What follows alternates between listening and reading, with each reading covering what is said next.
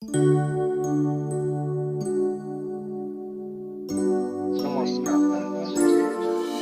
Yani bang ayaw kung nanay no yani pangway no sa ayaw nay pwede na thấy sir mabay đi mabay đi mà khơ ang khơ ya kung siya em muốn nay pwede kau sir mabay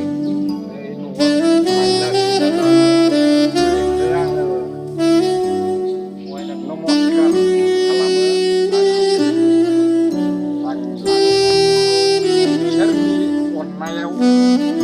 ang mojangi